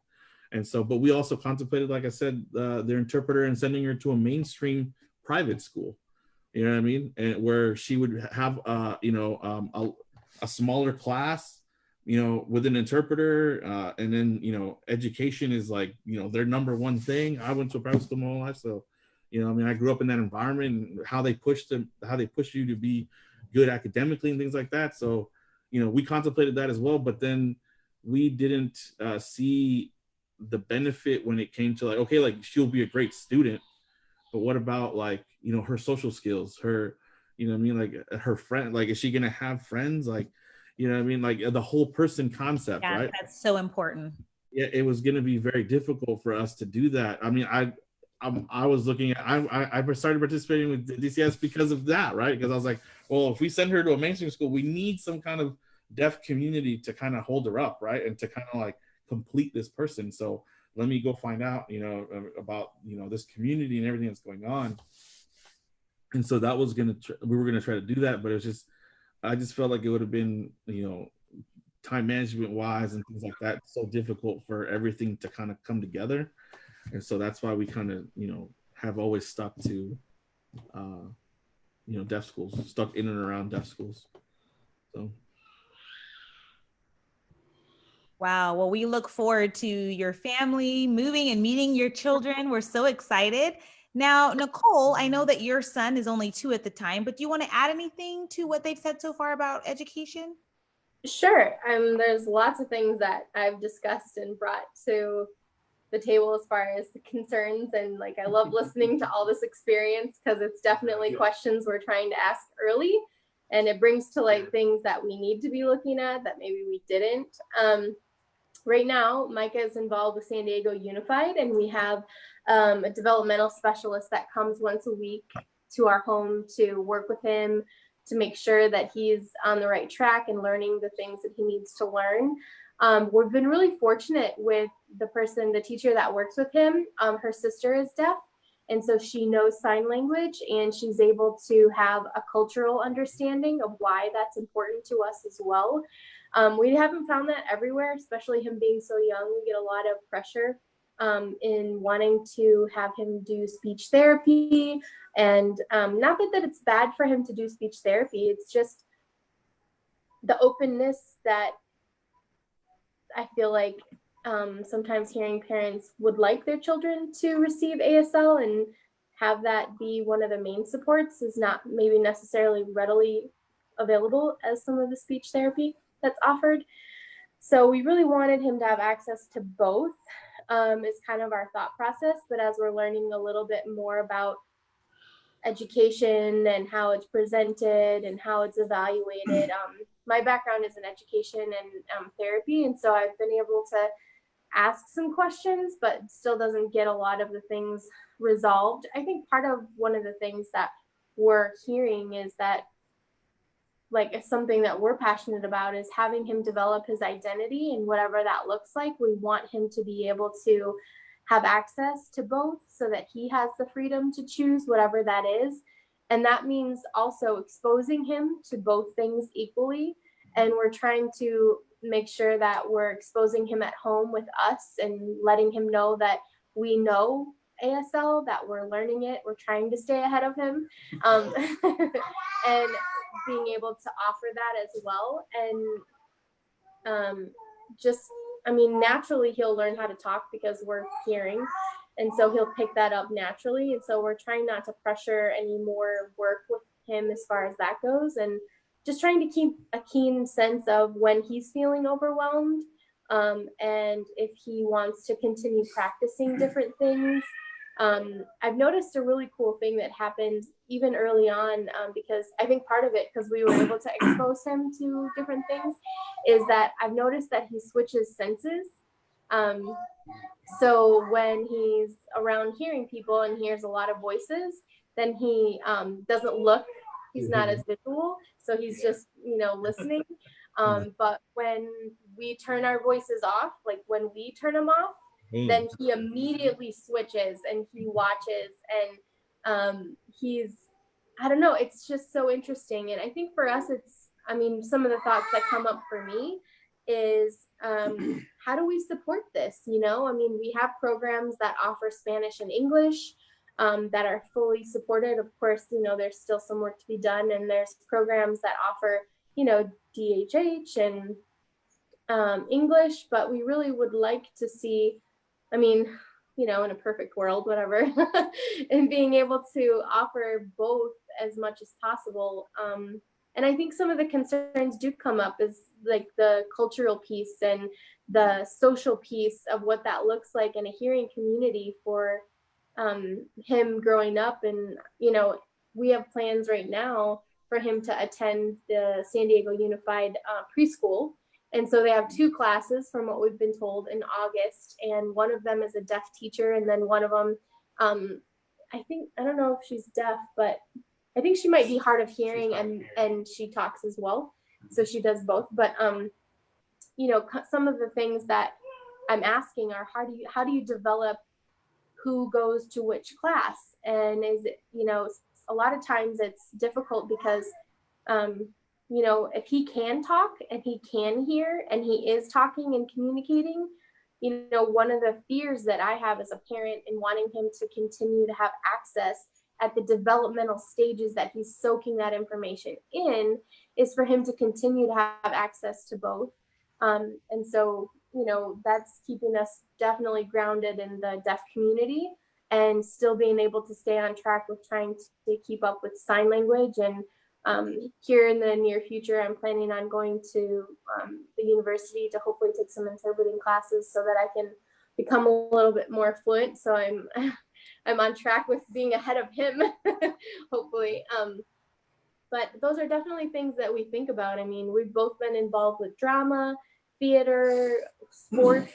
I played college sports, and Tori was excellent football player. So, we really would like him to have access to those things. And because unfortunately, some of the hearing community has, I don't know, you hear stories, and so we're at the mercy of the experience of other people. So we're we're trying to make, intelligent and wise decisions, and being able to combine without separating, because that's definitely not our intention at all. But seeing, how he socializes with hearing people when it is loud, is he going to need an interpreter, or is that something that he would like to have, and what culture he gravitates toward too. And I think too, it's easy. I don't know. We're just learning. So what we've seen is that when we're talking, his sign goes off, his visual senses turn off. So we've had to be very intentional as hearing people to turn off our voices so that we continue to offer that opportunity to him. and it's, you know, it takes practice. So, yeah.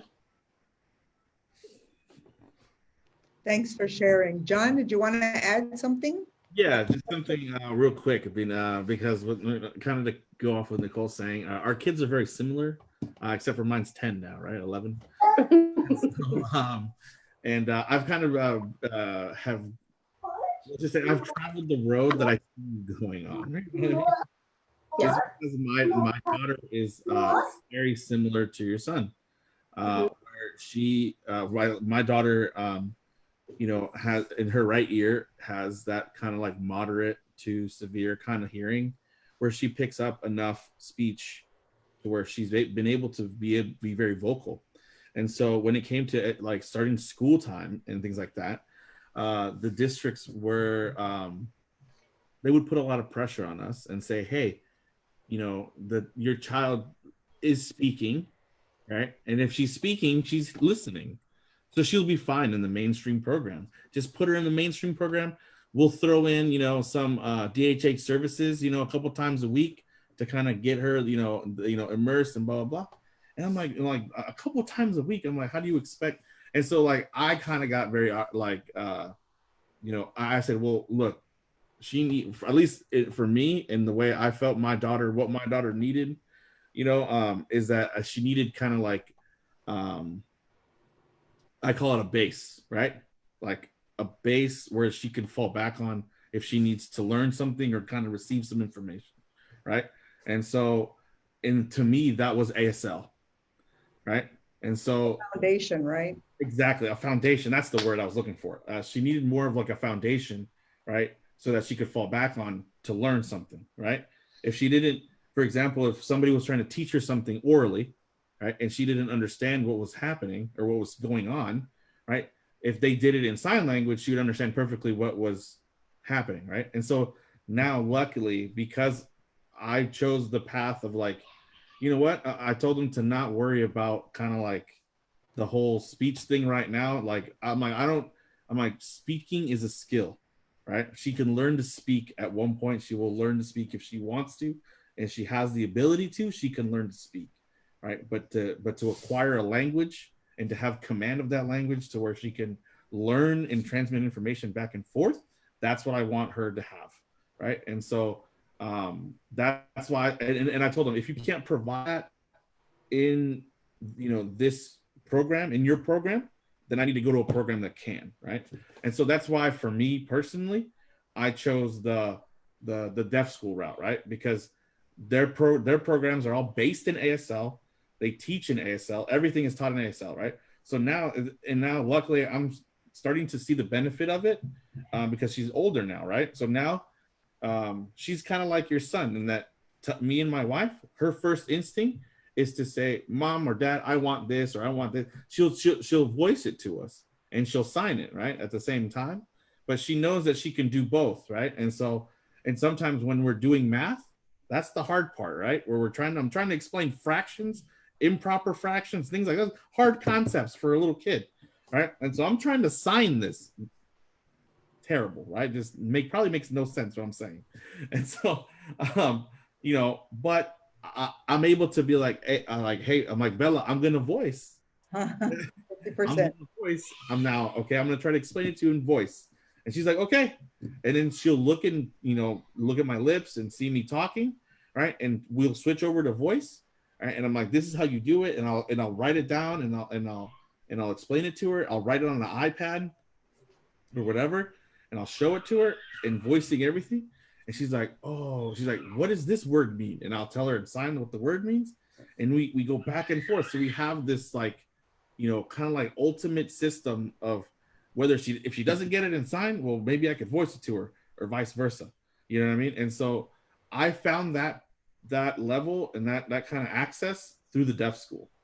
You know what I mean? But that's just kind of what I'm sharing, because I feel you, and I know there's probably hundreds, thousands of other parents feeling the same thing. Like, what do I do? You know what I mean? Because like my kid does this, but I want him to have this. And so it's kind of, that's where, you know, me and my wife were like, we rolled the dice and we went this way and then it worked. Right. And so, you know what I mean? I felt like it really it's really benefiting her and paying off, so that they can, so that she can develop and everything and just get educated the way she needs to be educated. So Yeah. that's just my experience. I just wanted to add that kind of to what you were saying. Thank you. Thanks. I'm happy that system worked beautifully for you. Great. SL? Yeah, I would like to say that there are no mistakes. You don't make any mistakes, no matter how you handle it, because you do it with love, the best of intentions, and there's always going to be an opportunity where something will happen, and any deficit that you may have been involved with gets to come around and be a positive. It's like Erin was a senior at SDSU, and one of the last classes that she needed to graduate in education, in their education program, was not offered that semester. So she came to us and said, I want to go to Gallaudet. I want to go to Gallaudet. And I thought, what a wonderful way. You mainstreamed all the time and not really been. And so she got to go to Gallaudet. She was on the newspaper, the Buff and Blue, as an editor. She got to be totally immersed. Mhm. And that's when, she got to be so much better acculturated. Just light bulbs and wondrous things will happen to her. Always something will come up. Even if a choice that you make, a child is going to make a choice of her own that will just be wonderful. Mhm. Yeah, I appreciate that. Beautiful journey, right? Yeah. Perfect. We have about 20, 30 minutes left, so we have a few questions so that we can move along. You ready for the next question? Oh, Tony, you want to add something? Go ahead. So I wanted to build on what John and Lorraine were saying, and this is on speech therapy because we offered our daughter everything. She came to us and said, it would be so nice if I could access all the instruction, if it was signed. And so we looked at one another and said, well, we'll see if that's possible. So we talked to one of the interpreters that we knew, who was a CODA, and she goes, yeah, I think that can work. And so we had that incorporated into the IEP. So all the instructions on how to do things and speech therapy were signed. So she had 100% access to it. And so that worked out quite well. And then later we switched speech therapy to a person who would sign as well. And so that was like more direct. And then much later, that same person was a teacher at San Marcos, and he asked us if we could do an audiogram and a voice recording for his students. And so, yeah, sure. Because and so the exercise was to match the 5 audiograms with the 5 voices for the students. And inevitably, his students would do the better audiograms to the better voicing recordings, and then on down. And in this situation, the person who was rated top on the voicing was the person who had the worst audiogram, which was our daughter. And the reason why that's so, because she could understand all the instructions on what to do. Exactly. And then later, when that motivation ran out, she'd want, if she was involved in anything that required like theater, or she wanted to do something in English and she wanted to voice it instead of sign it, they would work on being able to voice a poem if she was going to do that, or whatever the thing was. So it's something very goal oriented rather than just random, exercises. So all of that came not so much as the curriculum or development plan from the speech therapist. All of it came from my daughter on how she wanted to use speech therapy, and kept her motivated. And so just to put that out there, I wanted to build real quickly. Yeah, it's perfectly okay to change your mind or change things, find out something's not working. That's fine. You adjust. And so definitely don't beat yourself up or like, oh, why didn't I know this sooner? When you know it, and you adjust to it. It's perfectly okay and it will work out.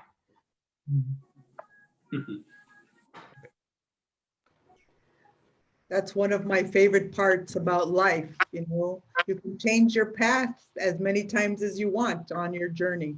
Life is a journey. Okay, the next question. If you could go back in time and change one thing or do something different, what would you do? Anybody want to start? Anything you would change if you could go back in time? I don't think there really is anything that I would change. Only because I see the end product, you know, and I've got a very healthy, happy, successful adult deaf woman for a daughter who's lovely, who's, you know, I mean, I suppose I could, if I could go back and not get exposed to radioactive gold or whatever it was that made her deaf, maybe I'd do that, maybe.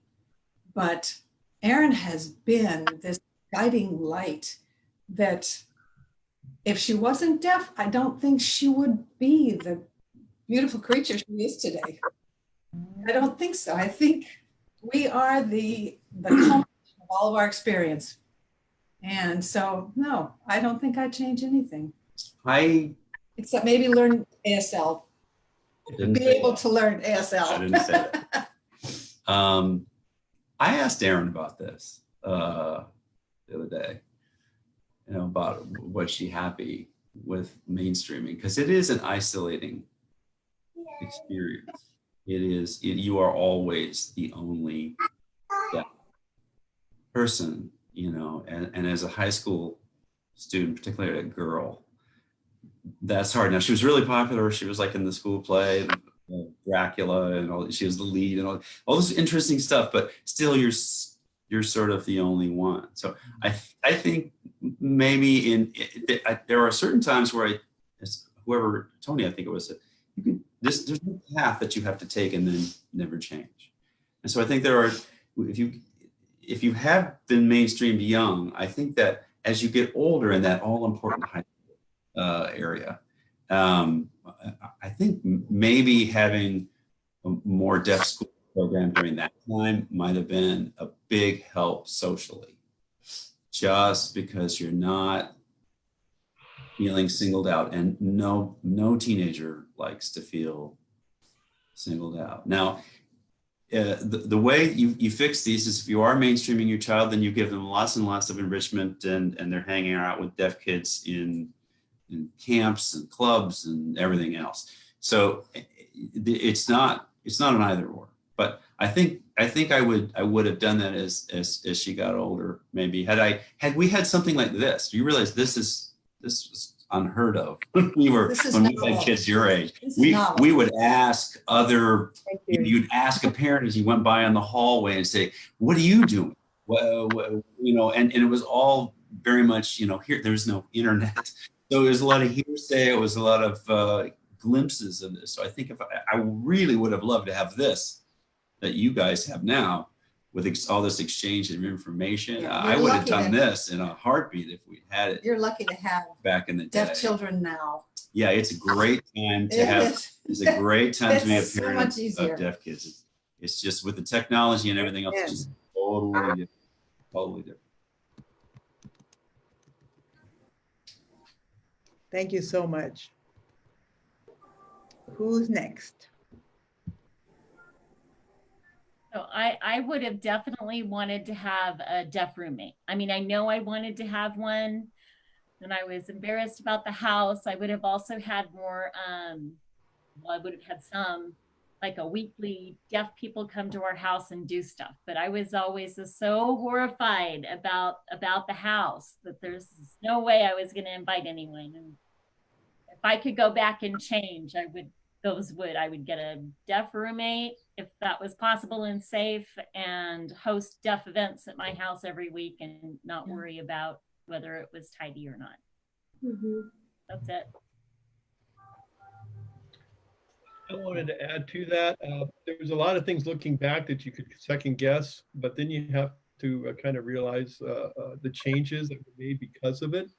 And those changes, I can't think of one, I thought was a bad change for the time, and then you change again. But trying to second guess to the end product without the journey is, and having the journey for not only for the development, but becoming wiser. And so, because you don't know what you don't know, and you only find that out by experience it and living life. So looking back and trying to second guess things, it's not really productive. I totally agree. You can't have flowers without the rain, right? John? Well, I mean, I wouldn't change anything really from our path that we've decided to take. I'm seeing a lot of the benefits of the decisions that we made. The only thing I might change was maybe, knowing earlier, that Bella was deaf, and not when she was almost 4 years old, and I mean, and I wouldn't, like I said, I wouldn't change anything else because mainly because so Nicole and Tori probably understand a little bit more. I was in the military for a long time. I was 17 years old when I went in. I was a kid, and so I didn't know any better. The way the military kind of brings you up and raises you, because that's what ended up happening. And I was a very different person getting out of the military. The transition was difficult. I was, not exactly, father of the year material, because, I was all about the military. I was all about work, you know what I mean? And I had a little daughter, but my life was the military, Air Force through and through. And deployments, when deployments came up, me being a good sergeant, I would choose deployment, right? And looking back on it, right, like I missed a lot. Maybe I would have known earlier about Bella if I would have been home. Maybe if my attitude was different and not as not as cold-hearted and just like hard-headed, I would have known earlier. So excuse me, but really this whole journey changed my life for the better. It changed me for the better. Changed really just my heart and everything, to be more understanding, that because what my job was in the military was, you see things that are not great, right? That are just, things that nobody should see. And then at the end of the day, you just pack that away. You pack that away. And, when I found out about Bella, I felt like that's kind of what I did too. And I felt maybe if I wouldn't have done that, I don't know, it would have been reacted differently with her and with my wife and everything. But, excuse me. Yeah, that's why I wouldn't change anything, because now I'm a very different person. Really sorry about that. Yeah, I'm a very different person. A lot more compassionate than what I was, and it's I look back, it's just a completely different person, and that's why I appreciate this whole process, everything that has kind of transpired, and it's really opened me up. And it really helped me with a lot of issues that I probably had and things like that. And so that's why I would never change anything. So yeah, sorry about that. We're crying over here. You're in good company. And what you did as a father is proof that it's never too late. Even at 4 years old, finding out that she was deaf, or 5 years old. What you did is very, very impressive. And I'm so proud to call you my ally. And it's never too late. It's never too late. So thank you so much for sharing. Yeah, thank you so much for sharing that. Nicole, is there anything you would like to add to that? What you learned the last 2 years? I know, the short time.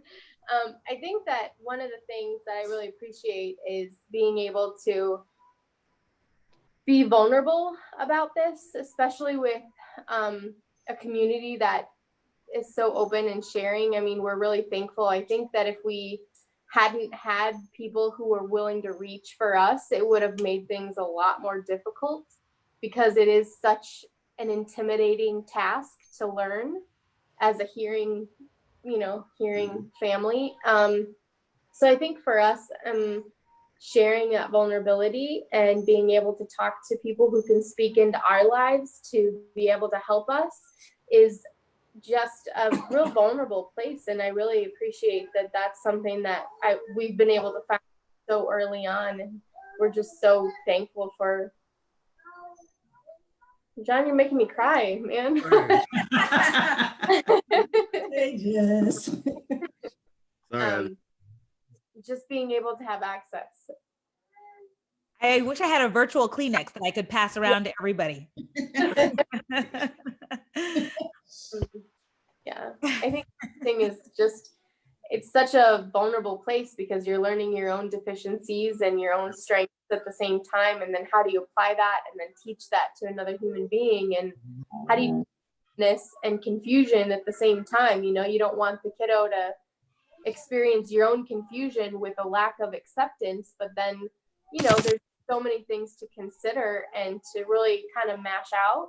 And without the relationship in the deaf community that we've been able to build, having those conversations would be impossible. And then meeting parents like you guys, you know, other hearing parents that are wanting to have similar experiences. So it's really been a lifesaver.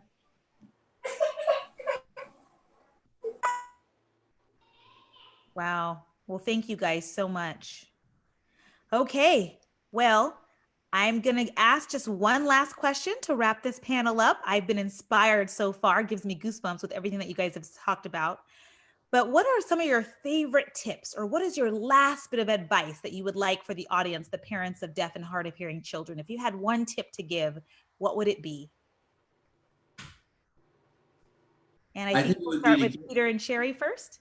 You get involved in the deaf community separate from your child so that you meet other deaf adults. You get to, it's not just all through your child. I was on the DCS board of directors for a while. I worked at Gallaudet in the law clinic for a while. So I got to meet deaf adults in different situations and different locations. And it isn't all just channeled through your child, because it sounds like you guys are way ahead of us in that department.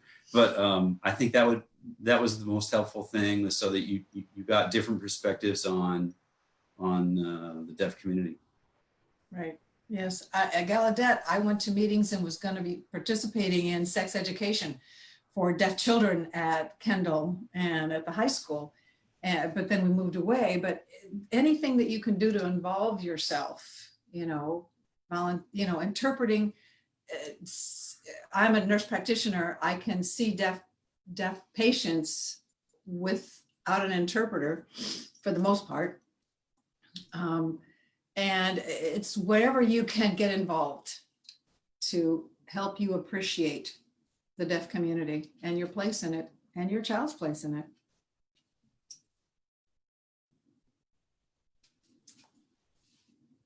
Thank you so much for sharing that. Yes, I believe it's your turn now. I'll do my perspective and then I'll transfer to Ginny, and I'm sim-comming, sorry. It's really the big three that I mentioned before, and regardless of whatever your journey is now or where you're headed, and probably the top one is high expectations for your child, and don't let anybody put barriers on them. Second is make sure you have access. Access is key.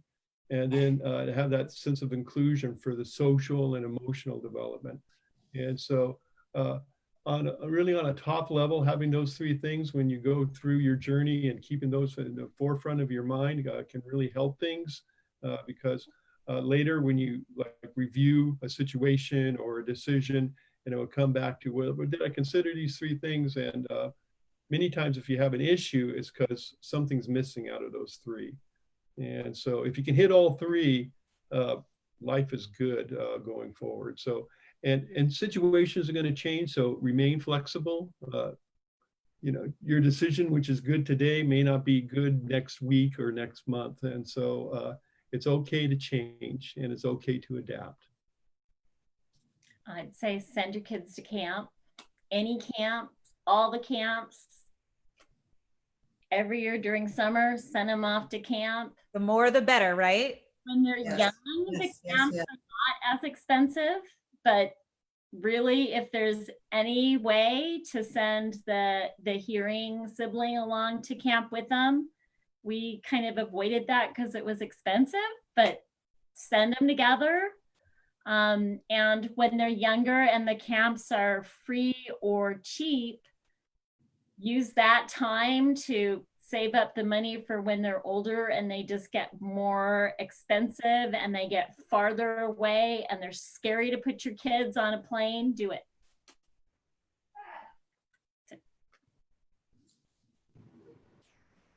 Thank you so much. Yeah, it's really important to empower them to become independent individuals. Okay, John, did you want to add something? What is your one tip for the audience? I guess for me, I remember, my advice would always be just like I mentioned earlier, not all districts when it comes to school are created equal. So always don't be afraid to fight for your kid. Don't be afraid to advocate for your child and to you know, tell them what you want for your child. Only you are going to know what's best for your child. You know what I mean? And, you know, go with your gut, you know, and what you feel is best for your child. You know what I mean? That's how we approach things, and that's how we do now. You know, and I always fought tooth and nail for my two. So that would be my one tip. You know what I mean? Just always fight for them, because sometimes it's going to be a fight. So.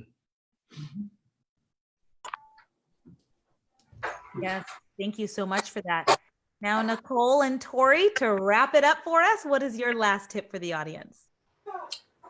I guess the biggest thing is just to find support for the parent, for yourself. That's the biggest thing that has helped us with everything. I know we're like earlier in the journey, but just finding support, things like this, what we're doing right now, any kind of workshops or anything you can read, but just find support and find other families that you can talk to, because everyone has a different experience and everyone needs to lean on each other at different times to be encouraged to continue moving forward. It's a tough battle.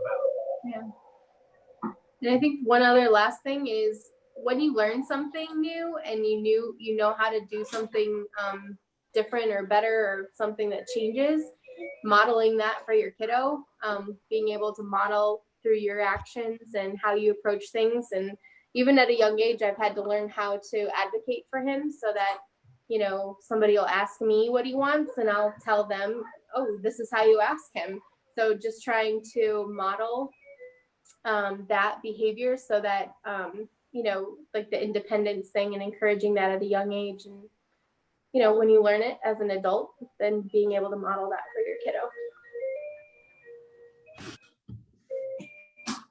Wow, this was beautiful. Absolutely beautiful.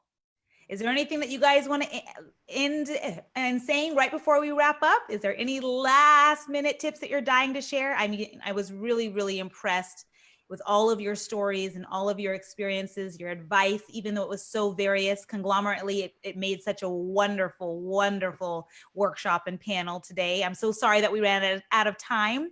But I want to say a big thank you to all the panelists, all the parents that were here today that were gracious to be involved. It's our first time doing a virtual panel, so we had some technical issues, but thank you so much for your patience. A big thank you to the interpreters as well, the 4 interpreters. We had 2 in Spanish and 2 in English as well. So thank you so much. Also to Ando, my assistant that helped run this platform today. He's working behind the scenes for us. And again, thank you to everyone who joined in today and gave us your time. We really appreciate it. Thank you. And much love to everyone. All right, guys.